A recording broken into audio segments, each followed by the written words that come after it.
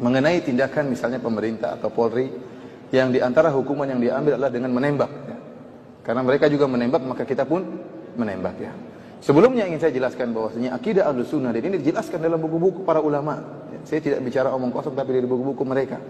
Bahwasanya taat kepada pemerintah bagaimanapun kondisinya selama pemerintah tidak kafir. Tidak boleh memberontak terhadap pemerintah yang zalim. Selama dia muslim, selama dia masih membiarkan orang-orang sholat, maka tidak boleh seorang memberontak. Dan ini telah dikabarkan oleh Nabi SAW. Karena Nabi SAW banyak hadis. Saya kunu umara fikum, akan ada pemerintah-pemerintah di antara kalian. Qulubuhum qulubus syayatin fi jusmanil ins. Hati-hati mereka, hati-hati syaitan. Namun dalam tubuh manusia. Akan ada pemerintah yang model seperti ini. Entah sudah ada atau akan ada. Wallahu a'lam. Kemudian Nabi SAW juga dalam hadis yang lain mengatakan syiraru a'immatikum alladzina yal'anunakum wa tal'anunahum wa yad'una 'alaikum wa tad'una 'alaikum. Seburuk-buruk pemimpin kalian adalah para pemimpin yang melaknat kalian dan kalian melaknat mereka. Dan mereka mendoakan kecelakaan bagi kalian dan kalian juga mendoakan kecelakaan bagi mereka. Maka para sahabat bertanya, "Afala nunabidhuhum bisayf ya Rasulullah? Apakah boleh kami memberontak mereka, perang mereka?" Kata Rasulullah SAW, "La illa an tarau kufran buwahan indakum minallahi fihi burhan." Tidak boleh sampai kau lihat dia benar-benar kafir baru kau lakukan. Dia pergi misalnya merubah agamanya atau dia menginjak Al-Qur'an misalnya, itu lain lagi ceritanya. Ya, itu lain ceritanya. Para ulama mengatakan, taruhlah pemerintah ini kafir, ini pemerintah kita, pemimpin kita kafir. Tidak mau sholat, mencela Nabi, menghina Allah, menginjak Al-Qur'an. Pun kalau kita memberontak, para ulama mengatakan ada syarat yang perlu kita perhatikan, masalah kemampuan, bisa atau tidak. Kalau tidak bisa, sabar. Nabi saja Bilal disiksa, beliau sabar. Ibunya Ammar bin Yasir dibunuh, beliau sabar.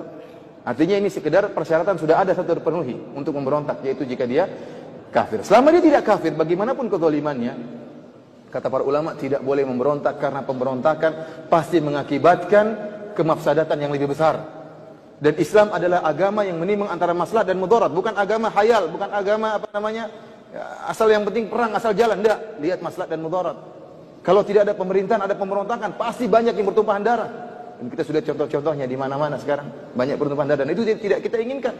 Tidak kita inginkan. Ya. Lantas bagaimana kalau ternyata pemerintah kita tidak kafir? Seorang yang muslim, yang juga sholat, dia punya kekurangan yang wajar. Dia punya kekurangan yang wajar. Kita berusaha menasihati dengan cara yang baik. Coba kita bayangkan seandainya di negara kita tidak ada pemerintahnya.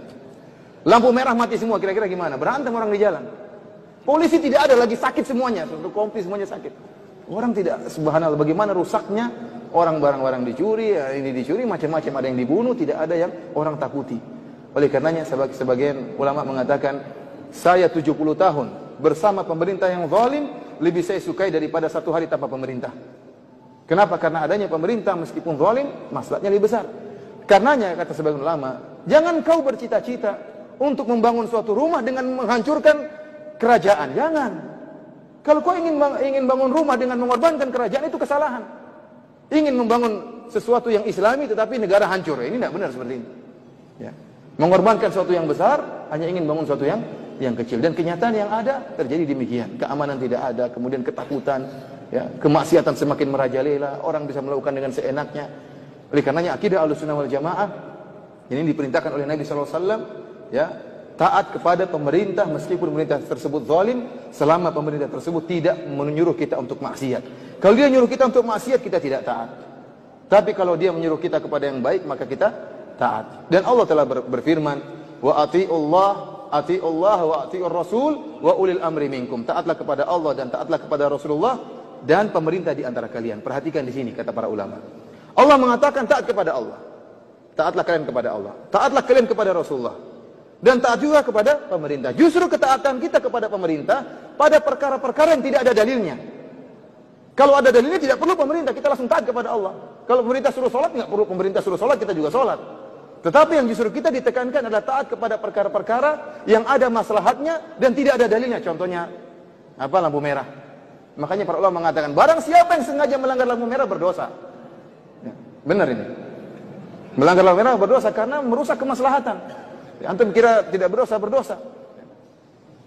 Kalau kita menghilangkan gangguan dari jalan dapat pahala, kalau kita meletakkan gangguan dapat dosa enggak? Dapat dosa. Melanggar ini mengganggu stabilitas keamanan.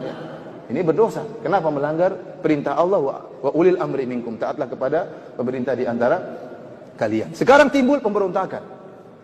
Kita dapati bahwasanya Ali bin Abi Thalib di zaman beliau muncul orang-orang Khawarij. Sebelum Ali memerangi Ali bin Abi Thalib memerangi orang Khawarij, Ali bin Abi Thalib mengutus Ibnu Abbas. Ibnu Abbas diutus dengan pakai pakaian yang indah untuk berdialog dengan orang Khawarij. Orang-orang Khawarij tersebut adalah orang yang, ya kata Nabi SAW, tahkiruna salatakum ma'a salatim. Kalian akan merasa sepele, menyepelekan salat kalian dibandingkan salat mereka. Kenapa? Orang-orang Khawarij ini begitu hebat ibadahnya.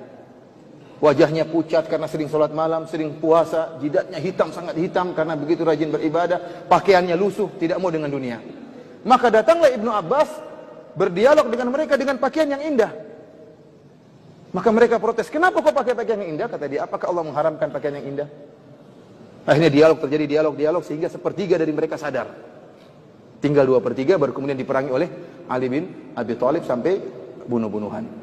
Intinya para hadirin, terutama pertanyaan yang disampaikan oleh Bapak tadi, ya, bahwasanya kalau memang kondisinya mengharuskan untuk membunuh mereka, ya, maka dilakukan. Jika memang itu mengharuskan, jika tidak kita lawan mereka, maka mereka akan semakin melakukan pembunuhan, maka kita menjalankan perintah pemerintah dan ini memang ada kemaslahatannya.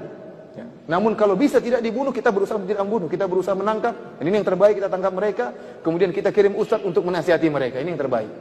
Tapi kalau memang kondisinya tidak mungkin kecuali dengan cara begitu, maka kalau tidak kita membunuh mereka yang membunuh kita ini, maka diperbolehkan dan tidak mengapa. Wallahu a'lam bishawab.